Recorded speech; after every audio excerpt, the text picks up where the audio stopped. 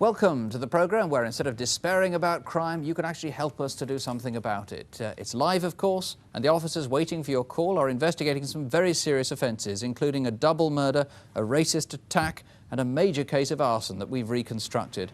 The number to help with all tonight's appeals is 01 811 8055. Last month, 150 people rang about the murder of London restaurateur John Gasper, who managed the Pizza Pomodoro in Soho. Someone had forged a letter to get spare keys to Mr. Gasper's flat, and late on Monday the 10th of November, he was shot dead as he went through his front door. Police are anxious to speak again to a man who calls himself Pizza. He's already called twice, once to the studio just after last month's programme, and then again later at 4 in the morning to the police incident room. He clearly wants to help, so if Pizza is watching now, please will you call us again here in confidence on 01 811 8055. Ask for Detective Sergeant Robertson. No fewer than 670 viewers called in about attacks on elderly people in Northamptonshire. We showed how at least 2 men have been roughing up old people in their homes and robbing them of their life savings. A car police wanted has now been traced, and this Polaroid was also identified, and it too has been eliminated. As a result of the programme, officers from Cambridgeshire and Kent recognise similarities with offences in their areas, and they're pooling information. Now, if you can help, please call us here. Next, football violence and the murder of a Crystal Palace fan, Terry Burns. Over 20 people had been charged with offences surrounding the murder, but we showed a photo of a man who's nicknamed Scouse, whom detectives still wanted to interview. 3 viewers called in and gave his real name, and then Scouse himself walked into Cannon Row police station in London. He was arrested and interviewed, but has since been released. Inquiries are continuing and is to be questioned again next week. You may remember last April we reconstructed a savage burglary in Southport in which a jeweller, Peter Joannides, was shot and critically wounded. Partly as a result of our reconstruction, detectives investigated one man in particular, and this month he faced trial charged with aggravated burglary and possessing a firearm. Now, crucial to the case was a tape recording of the robber's voice, a recording we played on Crimewatch. Early in the court hearing, an expert in voice identification, a witness for the prosecution, changed his evidence. The trial was then halted and the defendant was discharged. And this is in fact the first acquittal of someone who's been arrested as a result of information from Crimewatch viewers. Last September, 2 viewers named a man wanted after a robbery on a North London building society. The suspect fled from his home after the programme, but he's since been traced. And earlier this month he was arrested and charged. He's currently remanded in custody awaiting trial. You may have heard how recently an armed man died from gunshot wounds during a chase in Stockton. Police believe the man may have been responsible for a series of armed robberies at supermarkets, which we appealed about in November. He may also have been responsible for the murder of the Leeds policeman Sergeant Speed in October 1984. In fact, earlier today, police investigating that murder charged an associate of the dead gunman with conspiracy to rob and firearms offences. Well, now to our first case this month. Most murders are committed by someone who knows his or her victim and who has a very clear motive. Cases of indiscriminate killers who kill more than once are rare. But last month, it seems that one man met and then murdered 2 young women in the space of 36 hours. And police are convinced that this is the type of killer who will attack again. So your help on this next case is vital. Our reconstruction starts on the night of Saturday the 24th of January in the Bayswater area of West London. Marina Monti was a heroin addict who worked as a prostitute to finance her habit. She was 27. She had no family in England, only a boyfriend who was also an addict. On the night she died, she set out at about 10:30 to look for business around Bayswater and Paddington. She usually headed towards Sussex Gardens, but there've still been no specific sightings of her that evening. Her killer may have been among her first clients.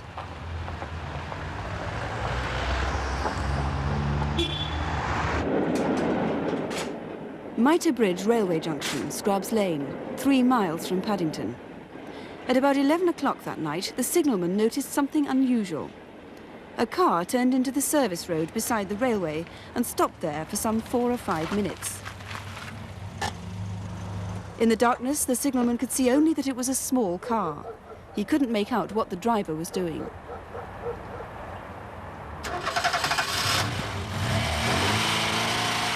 Marina's body was found there by a railway worker at 7:15 the next morning. She'd been strangled, and her boots and handbag were missing.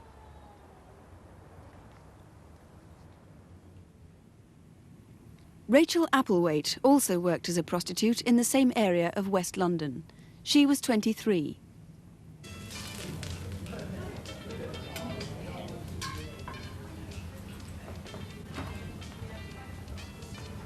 Rachel lived in a DHSS hotel in Earl's Court with her 20-year-old boyfriend, Ian.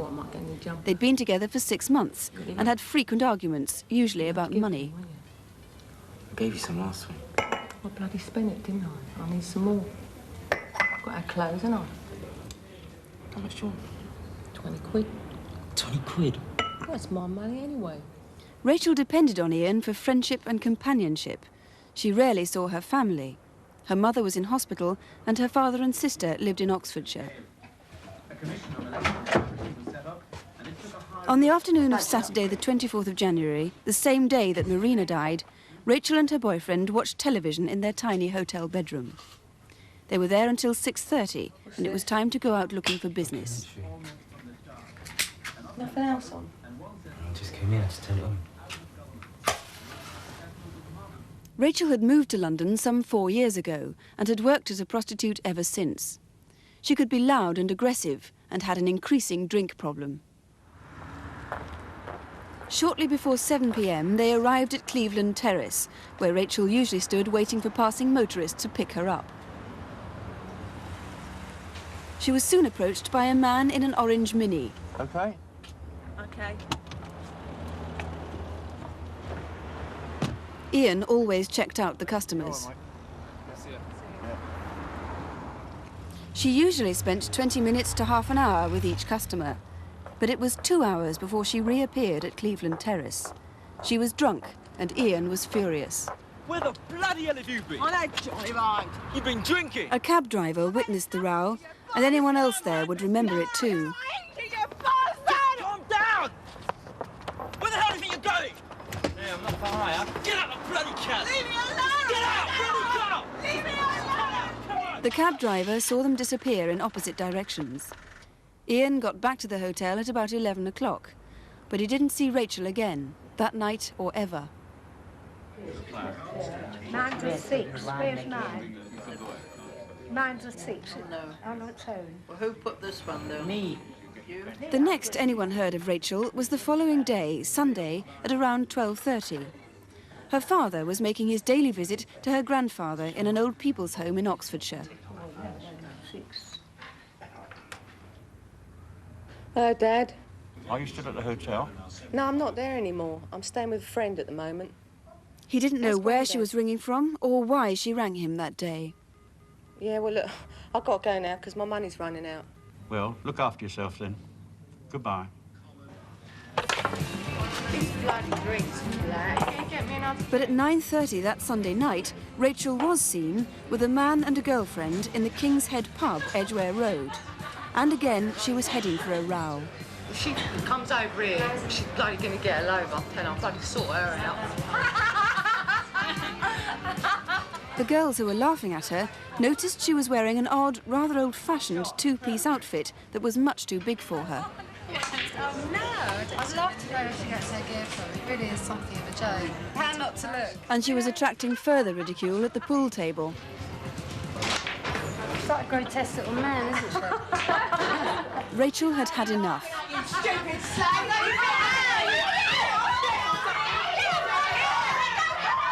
It was a fight that everyone in the pub that night certainly witnessed. Time, ladies and gentlemen, please. Closing time was 10:30. The events which followed the fight are crucial if police are to find her killer. Look, just forget it, all right? I'm going to the loo.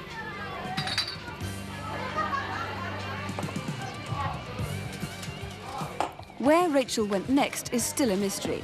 It was the last time she was seen alive. She tottered out of the pub, clutching a white plastic bag. The man she was with has still not been traced. A couple of minutes later, the man followed her out. Police don't know whether the two met up again outside. The next day at Sumner Place in Chelsea. There's a row of lock-up garages behind the flats there. At about midday, a resident returned to her garage after 24 hours away.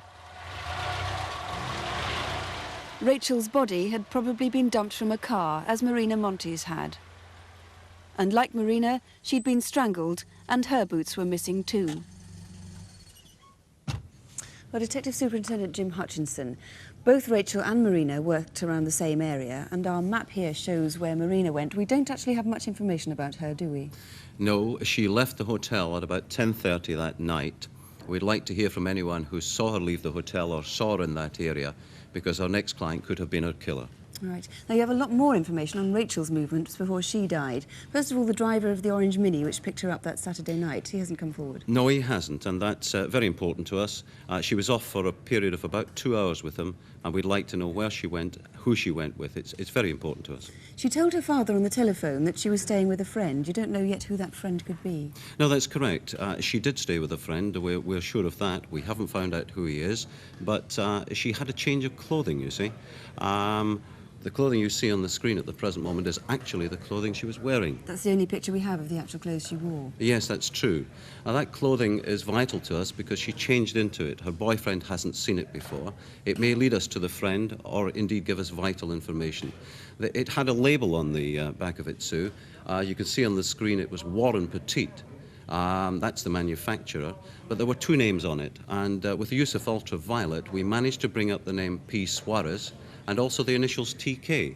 We'd like to hear from either P. Suarez or TK who are able to say, well, that's a uniform that I wore, because I think it probably belonged to someone working into the hotel or catering trade. Right, absolutely vital. Yes. The other thing is that the man seen drinking with her that last night in the King's Head and Edgware Road hasn't come forward either. No, he hasn't, and he definitely is vital to our inquiry. Yes, he's a man of continental appearance, probably Greek or Arabic. He's about 5'9" in height, aged 35 to 45. His hair is black and it's got specks of grey in it. He's wearing gold-rimmed spectacles.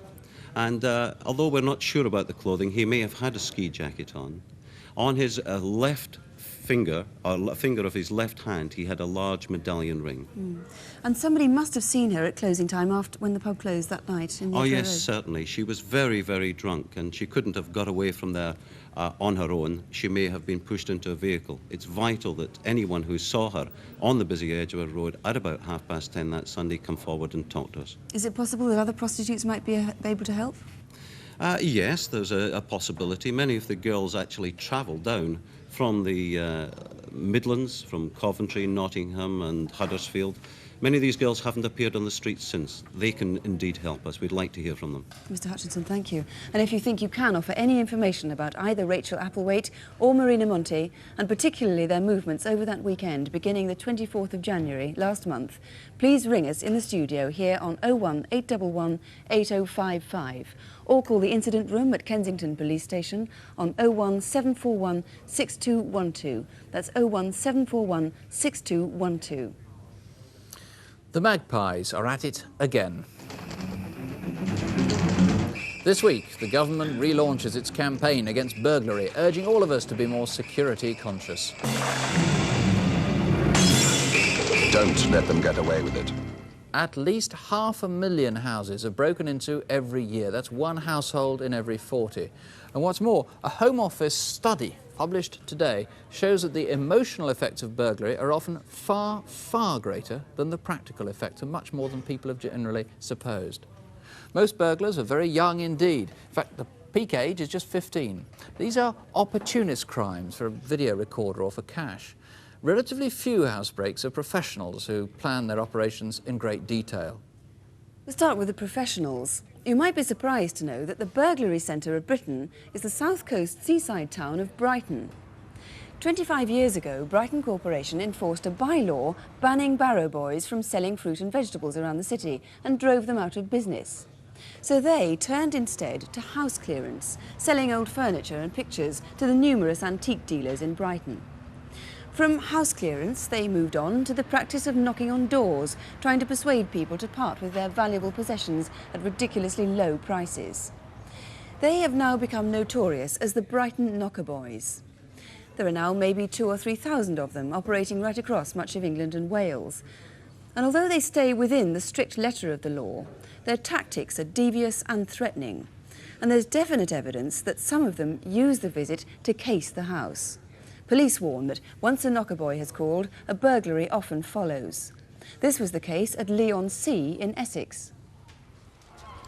One day last December, a retired gentleman who'd lived alone in Leigh for many years was visited by one of the knocker boys. Good morning, sir. I'm from home. Anything to sell? You mean antiques? Well, not necessarily. Anything around 1920s or anything like that? No, I've nothing. That's a rather nice grandfather clock, sir.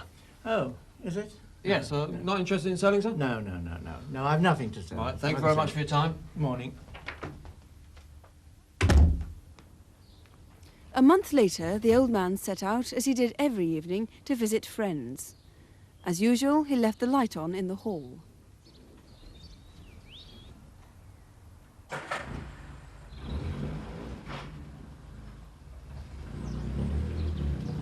It was also his habit to leave the up-and-over garage door open. Sometime later, the burglar's car must have reversed into the garage.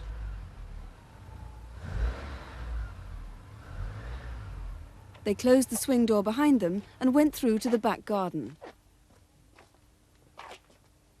They had no problem removing the louvered panes of glass from the kitchen window. The key to the French doors lay within easy reach. When the burglars got in, they found so many valuable antiques that they had to take extra bags from the house to carry them away.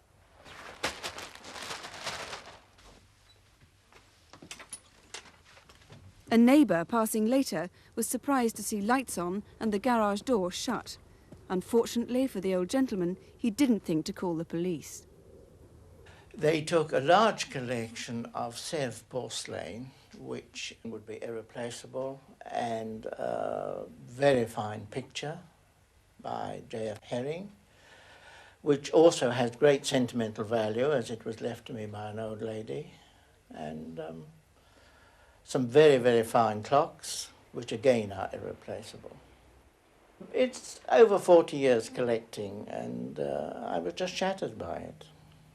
So, as you can imagine, I am devastated by it. Well, Detective Inspector Chris Nyland, that poor man made a lot of mistakes on security, didn't he? Yes, he did. It's the second biggest domestic burglary in the last 12 months. He did make a lot of mistakes, but at least we have some photographs of the beautiful items that were stolen. This marvellous painting by J.F. Herring Sr., it's signed and dated 1841. It's worth £30,000. We believe the frame may have been broken during the burglary. Has it been offered for repair? That's what we're appealing for, repairers, etc. to come forward. Restorers might remember it. That's right. A truly beautiful collection of Sèvres porcelain stolen, mainly 18th century. Every article very identifiable by its artwork, its colouring, its distinctive maker's marks on the underneath of most of the items. That's a very identifiable piece there, isn't it? It is. That's a beautiful Monti, painted by 3 different artists. Somebody must recognise that if they see it. I would hope so. Tragically, some of this was probably broken as well during the theft. And again, with the painting frame, has it been offered for repair? Restorers, people like this, could they come forward? The trouble was they bundled everything into a bag. They were obviously surprised at the amount of stuff they found. They were surprised with what was in the house. They took 3 bags from the house owned by the aggrieved. Where are they now? Have they been discarded by the thieves? The combination of the 3 bags, the navy canvas holdall, it's older than the one shown. And the real one is brown and green, I gather. That's right, it is. It's an old issue navy bag. The plastic patient's property bag, again identifiable. The old Marks and Spencer's holdall, and that's been out of production for the last 14 years. Now, the combination of those 3 bags, identifiable. Does a dustman or anybody know where they are?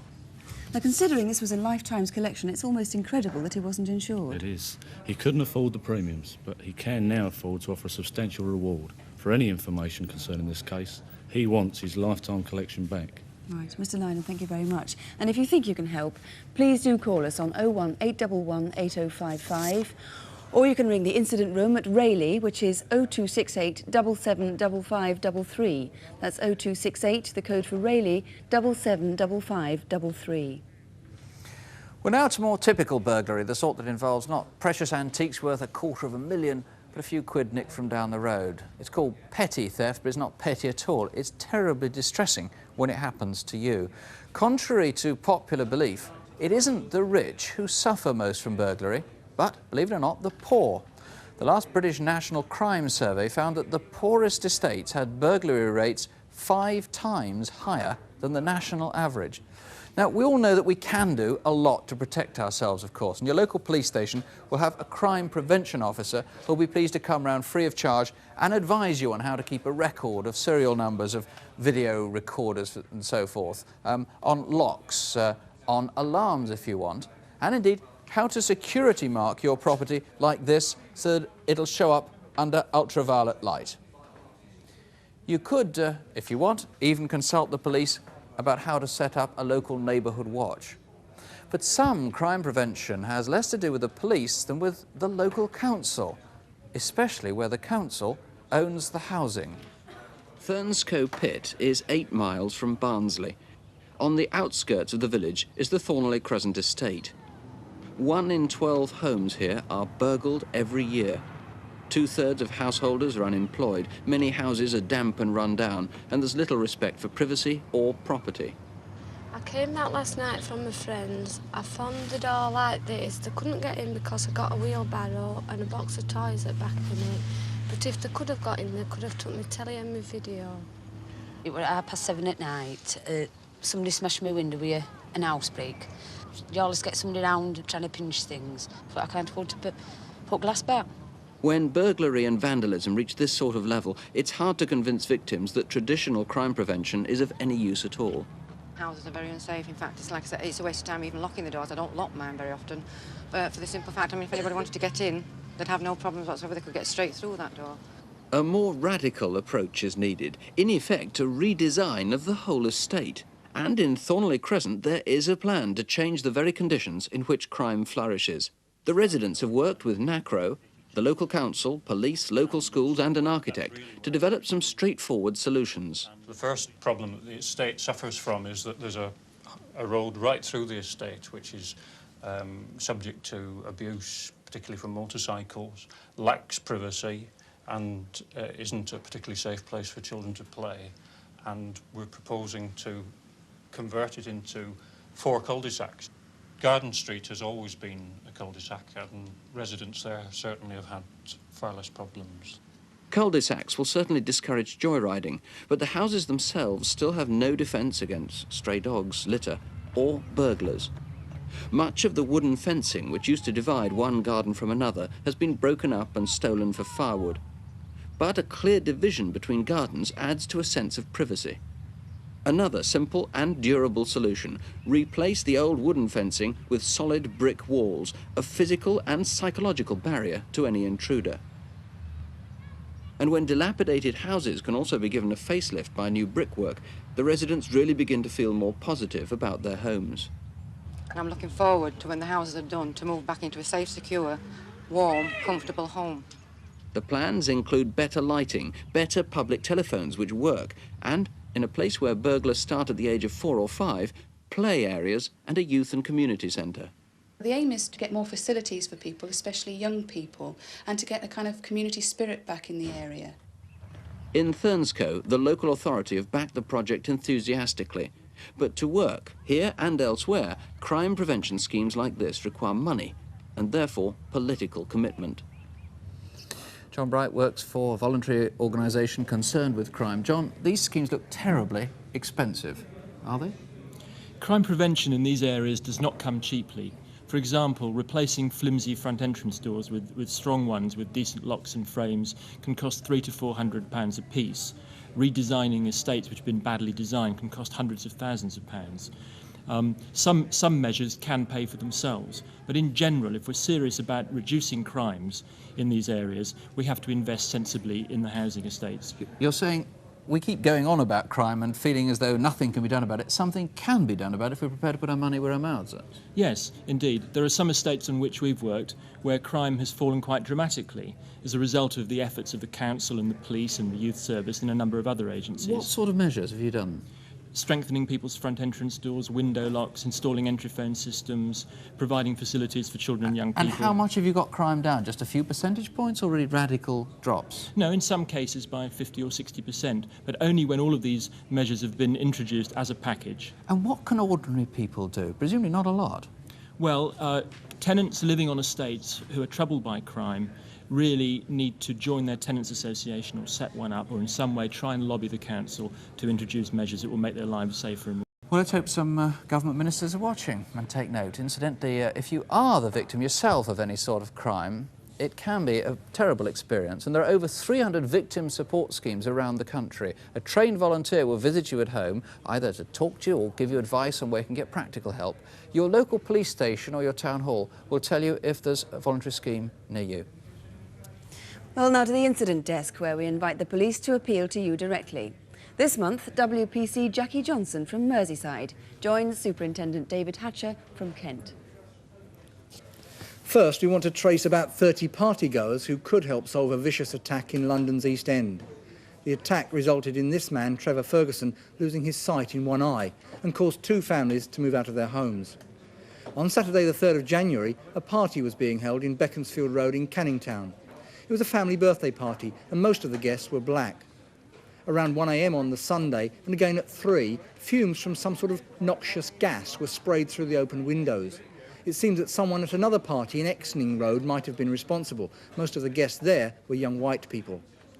Trevor Ferguson and another young man went round to ask them to stop, and that's when Trevor was stabbed in the face and eye. Next morning, another family in Beaconsfield Road discovered racist graffiti on their wall. It was the culmination of 4 years of harassment, and both families have since been rehoused. When the house in Exning Road was searched, officers found this CS gas canister. But so far, we've only managed to trace 3 people who were there that night. If you were at Martin Kane's party on Saturday the 3rd of January, or you know someone who was, ring us in confidence. Next, detectives in Shropshire need your help. At 5:30 p.m. on Monday, the 8th of December, an 18-year-old girl was grabbed by a man and bundled into his car. She was driven from Rodham Court in Newport to a lane at the bottom of Broomfield Road, where she was raped. Now tonight, we have a combination of clues which might well identify the rapist. The girl helped us to produce a video fit. She thought he was about 40, of medium build, and had dark brown, greasy hair. He probably works outdoors because his face was weather-beaten and he had dirty, rough hands. And he was wearing a black or navy blue sweater with a lion motif like this. His car had one of these large poppies stuck inside the inside of the windscreen. She thinks a small teddy bear, maybe something like this, was hanging on a red ribbon from the rearview mirror. She remembered the interior of the car was beige and it smelt of a sickly air freshener. But now look at this artist's impression. We think it may be the same man. He seriously assaulted a woman in Stafford, only 12 miles from Newport, on the evening of Sunday the 4th of January. Both victims feel either face could match the man who attacked them. So if you know anyone who looks like either of these and has a poppy and a teddy bear in his car, please don't hesitate, call us now. Next on Incident Desk, this man who's robbed building societies in Nottingham, Norwich and Sheffield. Here he is in action in Norwich in January, where he got away with £4,600 from the National and Provincial. We suspect he's not local to Norwich because he's carrying a Presto shopping bag, yet there's no Presto supermarket in the city. The glasses he wore were probably part of his disguise, and don't let the blonde hair fool you, it's almost certainly a wig because he decided to dispense with it when he carried out a similar raid at the Abbey National in Nottingham on December the 17th. But notice how he's wearing exactly the same woolen hat and padded jacket. If you think you know him, please give us a ring. Since joining the Merseyside Traffic Division, I haven't yet had cause to stop one of these. They're vintage motorbikes and they belong to Keith Aston, a collector from Birmingham. In the early hours of Boxing Day, 6 bikes worth £10,000 were stolen from his garage. A vintage fella set, just like this one, was taken. The registration was EHA 424, but it had a slightly smaller engine than this. A beautiful old James motorbike with a 225cc engine was also stolen. And there's the number again. It was registered back in 1922, and here's the logbook. The first proud owner would have paid about £55 for it then. It's now worth about £2,500. But I like this one best. It's a 500cc Sunbeam from the 50s. This is an S7 model, but a grey S8 was stolen. The other three which went were a 50s Vincent, and from the 30s a BSA and a Triumph. All Mr. Aston's bikes are lovingly restored, and he would dearly like to get the stolen ones back. So if any of my colleagues in traffic or anyone else has seen any of them, do please call. And finally, we'd like you to take a look at this. It once belonged to Henry VIII's grandmother, Lady Margaret Beaufort, and was bequeathed to the nation on her death. It's very delicate, that's why I'm wearing gloves. It was used by medieval royals as a clothes chest when they were travelling from one country seat to another. Unfortunately, its counterpart has gone missing from the Public Record Office at Chancery Lane in London. That's the place where the nation's most valuable historical documents are kept, from Domesday Book to copies of Magna Carta. The chest was kept in the Record Office Museum, but staff noticed it had gone missing last year. Prior to that, the building was being cleared of asbestos, so the keeper of the public record can't be sure that the chest wasn't carted away in a skip. Either way, whether it was stolen or not, if anyone watching tonight has seen one of these, please let us know so it can be returned for safekeeping at the Public Record Office. Well, if you've seen that chest or any of those beautiful motorbikes, or if you can help with any of those cases, here's the number: 01811 8055. Our final reconstruction tonight is a case of arson, and it's the most expensive crime we've ever covered on Crimewatch. The damage from this one case amounts to several £1 million, and there was a real risk of someone being killed or injured by the blaze or the explosions that took place. The target was an aerodrome in Wiltshire, home of a bug-eyed observation aircraft called the Optica. Now, the Optica does much of the work of a helicopter, but at a fraction of the cost. It's been much in the news, not least because the first plane to be sold crashed 2 years ago, killing the 2 police officers on board. An inquiry put the blame on human error, but the firm went bankrupt. 200 jobs were lost. A new company then took over. One Friday night earlier this year, almost all their aircraft were destroyed. This was Hangar 1. 7 finished Opticas were stored here, along with a helicopter and 2 other aircraft. My first reaction was sadness, but then when it sank in what had happened, the sadness turned to anger, because I know nobody was hurt in the fire, and it was only aircraft that were burned, but those airplanes, those 7 airplanes of ours, represented thousands of hours of skilled technicians' work. With the problems we have had here in the past, we didn't deserve this to happen to us. And I was just very, very upset about it.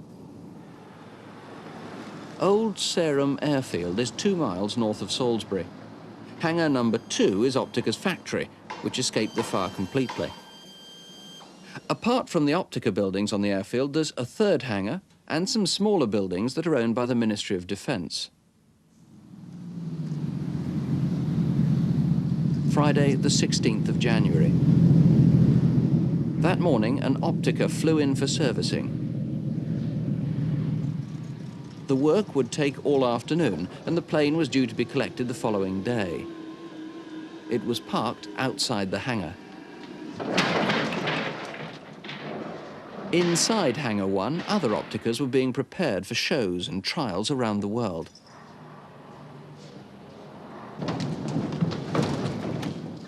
It's 20 to 6.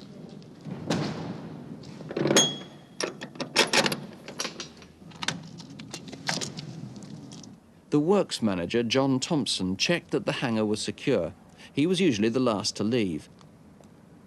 The serviced Optica outside had also been locked, but the company had no overnight security guards.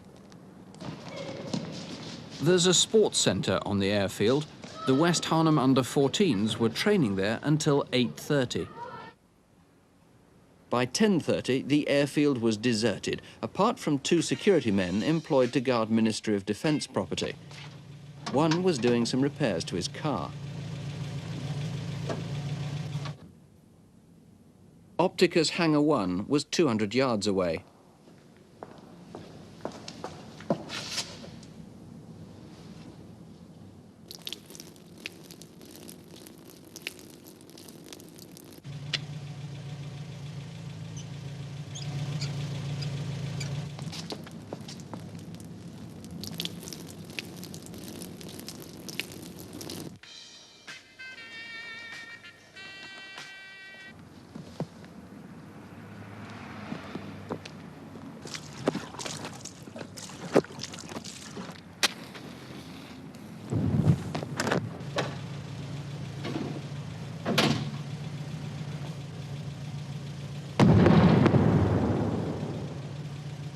Chalky, quick!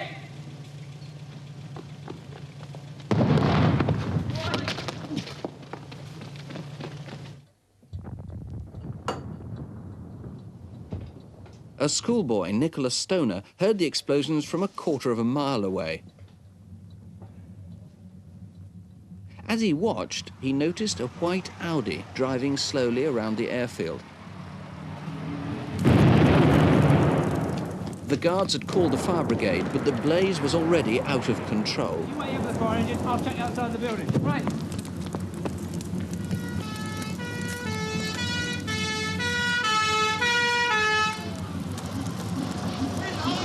There's one at every corner of the building. Is there another coming? Right.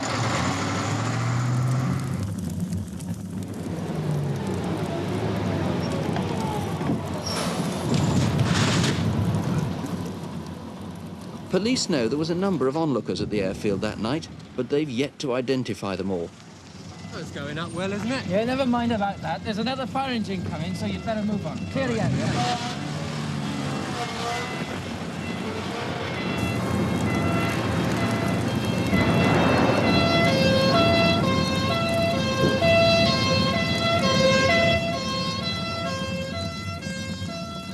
A couple gave a warning of a major hazard. There's a plane on fire over there with a tanker of aviation fuel next to it. Right. It's got to be moved. Right.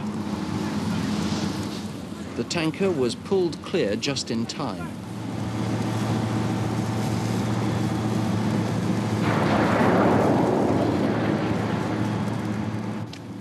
At the height of the blaze, a witness noticed two men leaving the scene in what was probably a beige Cortina.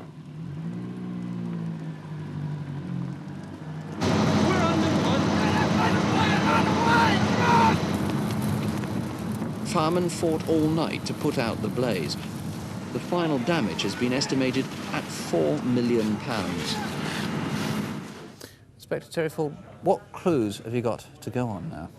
Well, as you saw from the film, there was a trail of material laid to one of the aircraft on the tarmac. It consisted of two types of material. Firstly, a blanket type of material. It may be curtain, but it has a blanket texture to it, which has the letter E embroidered in red upon it. It also has what appears to be two arrows, or possibly sevens, underneath the E. Somebody has to recognise that. Another piece of material as well you have with you? Yes, a softer cotton material. This, again, we think may be curtain material with a very soft, raised pattern upon it. Yes, very hard to see precisely what that could have come from, but if anybody recognises that, you want to know what it is? Yes, it's possibly a curtain material, and I would really ask anybody who has any idea about this material to ring us tonight. What sort of motive? Who did this? Roughly what sort of person? Well, I think it's somebody who knew something about aeroplanes, or who was instructed about how to set fire to an aeroplane, because as again you saw from the film, they released the drain cocks on several of the aircraft, had been systematically opened and the fuel spread about before it was lit. And the motive? Well, we have several lines of inquiry. The company, of course, have a large insurance claim pending. Probably someone who was to do with the company or around the company at the time? Well, perhaps. Possibly, of course, it could be a grudge, because people have been laid off by this company and the previous company that went into receivership. Now, there are witnesses you still badly need to trace. There was a cyclist, I gather.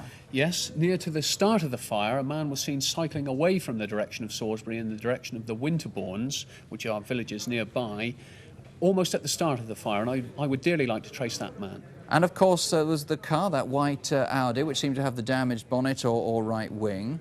There was the couple, there's the top right-hand side there, the man who warned about the tanker. And Yes. there was a woman with him, wasn't there? And a beige Cortina with two men. We think it was a Cortina. We think it was a Cortina, we're not sure about that. OK, there's a reward. Yes, there's a £20,000 reward for information leading to the prosecution of the people responsible for this offence. Right, Inspector Ford, thank you very much indeed. If you think you can help, the number here, 01811 8055. Or you can call the incident room at Devizes, that's 0380 77311. That's 0380, the code for Devizes, 77311. If you can't get through at the moment, the lines here are open until midnight, and we'll repeat the local numbers on the Crimewatch update at 20 to 12. The numbers are on CFAX, page 186, or if you prefer to write to us, the address is Crimewatch UK, BBC TV, London, W12 8QT. I'm getting news in. We've got some extremely good calls with useful information about the murder of the two prostitutes in West London. A woman has called in who thinks she can identify one of the paintings. Don't worry too much about crime. Something's being done about it right now. So please don't have nightmares. Do sleep well. Good night. Good night.